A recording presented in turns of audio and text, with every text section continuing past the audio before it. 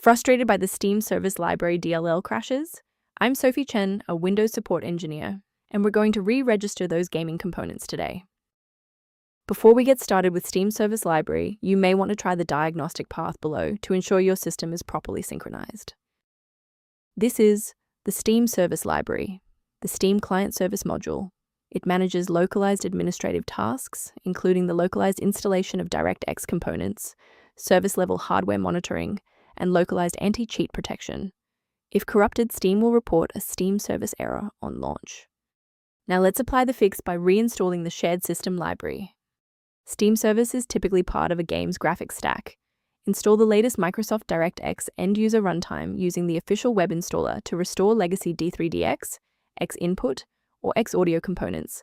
Then update your GPU drivers if the file is OpenCL, OpenGL, or CUDA related. If that initial setup didn't clear the pop-up, let's examine the specific initialization sequence assigned to your applications directory. A standard restart allows the Windows bootloader to rescan your system directories and potentially recognize an unregistered Steam Service Library component. Before you go, bookmark this video or click the like button. This ensures the video stays in your library so you can finish the final steps as soon as you're back at your desktop. If that didn't clear the error, follow these instructions to modify your system paths. If you need to pause the video to type these out, please do so.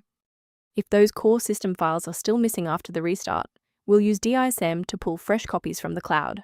First, open Command Prompt as admin.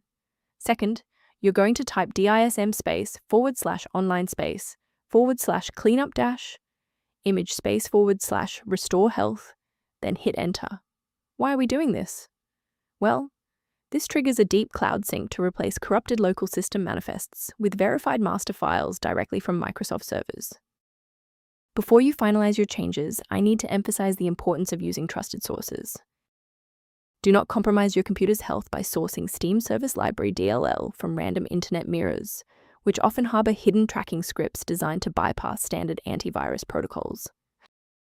Beyond manual troubleshooting, many users find that a system-wide diagnostic scan provides a more complete picture of their environment. The link in the description references a professional diagnostic scan resource associated with Steam Service Library and PC Health. If this diagnostic guide saved you time launching Steam Service Library today, please show your support by liking the video and subscribing for more expert-level troubleshooting.